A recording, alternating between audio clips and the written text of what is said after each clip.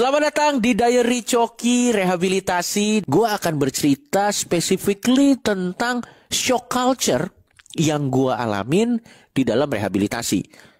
Pertama, shock culture yang gue alami adalah dari mulai bangunnya. Kalau di kehidupan di luar, gue biasa bangun, gue bukan morning person, kecuali ada job. Tapi di tempat rehab gue dipaksa untuk bangun pagi. Settingan awalnya tuh kita disuruh bangun jam 5 pagi. Tapi gue secara pribadi, gue bangunnya itu jam 4 pagi. Gue ceritain kenapa akhirnya gue bisa bangunnya jam 4 pagi. Jadi awalnya tuh gue bangun jam 5. Tapi ternyata ada beberapa teman gue tuh yang udah bangun jam setengah 5. Karena mereka sholat subuh. Sholat subuh tuh jam setengah 5-an ya. Jam berapa? Ya sekitar itulah ya. Mereka sholat subuh tuh jam setengah 5. Nah temen gue ini sombong gitu. Kayak, lihatlah, aku bangun paling pagi jam setengah 5. Gitu. Dan saya tidak mau kalah. Akhirnya gue bangun setiap hari jam 4. Dan ini true story. Gue bangun jam 4. Dan gue jadi orang yang bangunin teman-teman gue untuk sholat subuh. Gokil gak lu? Seorang Coki Pardede. Toleransi tertinggi. Gue bangun jam 4 pagi. Gue bangun. Habis itu teman-teman gue bangunin. Bangun bro. Bangun bro. Jangan lupa sholat subuh. Oh makasih Bang Coki. Nah. Walaupun memang begitu mereka ke musolanya, kiblatnya saya ganti. Enggak bercanda. Kiblatnya ke kantor BNN. Tidak dong, kiblatnya tetap sama. Enggak, itu bercanda. Saat mereka sholat subuh, gua jogging. Dan saat saya jogging, saya berkata dalam hati, kita akan lihat nanti, mana yang lebih bermanfaat, olahragaku atau imanmu. Waduh. Dan itu tuh bener-bener shock culture ya. Karena itu baru pertama kalinya gue mencoba menjadi morning person selama hampir setahun. Itu yang pertama. Terus yang kedua, yang bikin gue shock adalah ternyata kita disuruh merapikan tempat tidur kita. Nah, gue tuh dari dulu merasa merapikan tempat tidur tuh tidak relevan dengan masa depan dan kesuksesan kita. Walaupun memang ada yang mengatakan bahwa kalau kita mau sukses di hal-hal besar, kita harus sukses dulu di hal-hal kecil. Gue ini kan seniman ya. Seniman itu kan at least buat gue ya, nggak tahu kalau seniman yang lain. Kalau gue tuh kan nggak bisa diatur-atur kan. Jadi waktu itu ada satu momen di mana gue tuh mempertanyakan banget, kenapa gue harus membersihkan tempat tidur gua dan melipat selimut gua. Apa hubungannya membersihkan tempat tidur dan melipat selimut dengan adiksi saya dengan narkoba? Waktu itu gue debat itu si petugasnya. Jadi ada susternya lah. Dia bilang, ayo dong bersihin dong kamarnya, tempat tidurnya dilipat dong supaya jadi lebih baik. Terus gue bilang, sus, dengan segala hormat, saya saja tidak pernah melipat tempat tidur. Lebih sukses daripada suster loh. Duit saya lebih banyak daripada suster. Suster melipat tempat tidur, gajinya UMR. Nangis. Susternya nangis. Karena dia berpikir, benar juga sih pemakai gitu. Mungkin ya, gue gak tahu ya. Karena ya sebenarnya buat gue gak works lah. Intinya gak works lah. Kan masalah lo tuh kecanduan. Kalau masalah lo kecanduan, perbanyaklah program-program yang bisa mengobati kecanduan lo gitu. Habis itu gue juga suka baca buku. Di sana gue suka banget baca buku. Walaupun memang ini yang paling anjing di rehab gue, buku-buku itu halaman-halamannya sudah dirobek. Setiap halaman buku di rehab saya itu banyak yang sudah dirobek. Untuk apa? Untuk melinting. Tapi melinting apa? Bukan melinting hal-hal yang ilegal ya. Enggak. Jadi gini, kita kan gak boleh ngerokok di sana.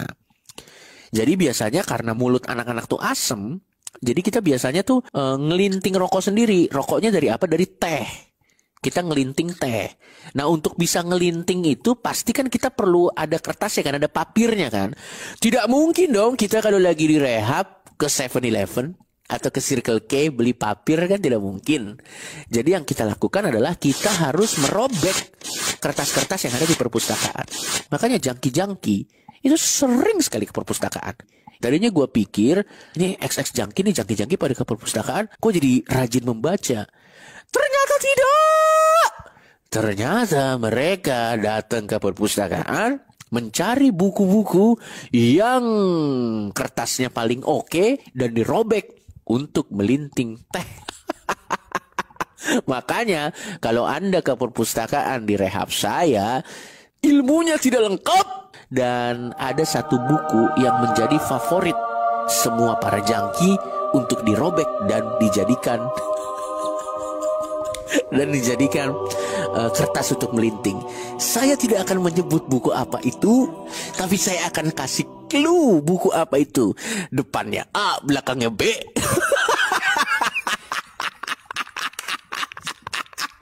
Udah gitu, yang jadi shock culture gue adalah ternyata di dalam rehab itu kita dicampur dengan orgil. Waduh. Atau bahasa political correctnya adalah ODGJ.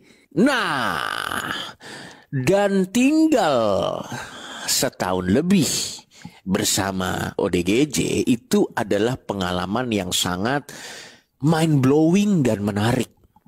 Jadi gue akan cerita sedikit teman-teman. Adalah salah satu orang orgil di tempat rehab gue yang paling bangke, namanya adalah Reza juga. Nama saya kan adalah Reza. Nah, orgil ini namanya Reza juga. Jadi kan waktu gue memperkenalkan diri, gue harus memperkenalkan diri pakai nama asli dong. Jadi gue bilang nama saya adalah Reza Pardede, bla bla bla bla, udah. Tapi panggil saya Coki gitu. Jadi orang tuh di rehab tuh kadang ada yang manggil gue Reza, ada yang manggil gue Coki, intinya gitulah.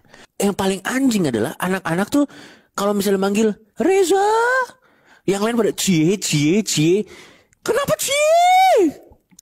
Wah gila banget men, dia ini orgilnya nih yang bener-bener orgil men. Dia tuh, kita kan dikasih free time. Free time itu kan kita lagi duduk-duduk di sofa kan gitu. Dan dia ini juga lagi dilepas gitu.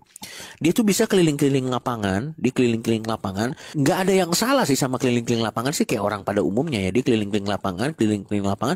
Abis itu dia langsung berhenti dan menghadap ke tempat sofa anak-anak lagi duduk. Tiba-tiba lo tau apa yang dia lakukan?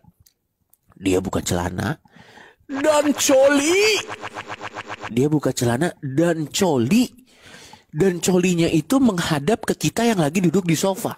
Dan buat teman-teman yang perempuan yang lagi direhab di sana, itu tuh adalah pengalaman traumatis. Karena ternyata si temen gue yang orgil ini, yang namanya sama kayak gue, dia itu ODGJ-nya adalah suka coli di sembarang tempat. Dia bisa coli di lapangan, dia pernah coli di taman, bahkan dia pernah tidur dan coli di tempat tidur di samping temen-temennya. Wah itu ekstrim gila sih men. Singkat cerita adalah temen gua nih yang namanya sama kayak gua, si Reja ini, dia tuh pengen bunuh diri. Dia naik ke lantai berapa, terus dia pengen loncat. Geger dong satu rehab, pada teriak, Reja mau bunuh diri. Orang-orang mikir itu gua dong. Hah? Coki. Pada lari semua ke atas. Karena berasumsi bahwa yang pengen loncat dari lantai atas itu adalah Reza Pardede, bukan yang satu lagi. Begitu, ini yang paling anjing, ini sumpah benar-benar anjing. Begitu mereka naik ke atas, terus mereka lihat yang mau loncat adalah Reza yang satu lagi. Oh dia turun lagi. Tidak dicegah. Enggak, maksud saya seperti ini. Walaupun dia bukan Reza Pardede, dia kan tetap manusia dong. Kenapa tidak ditolong? Wah gila banget sih menurut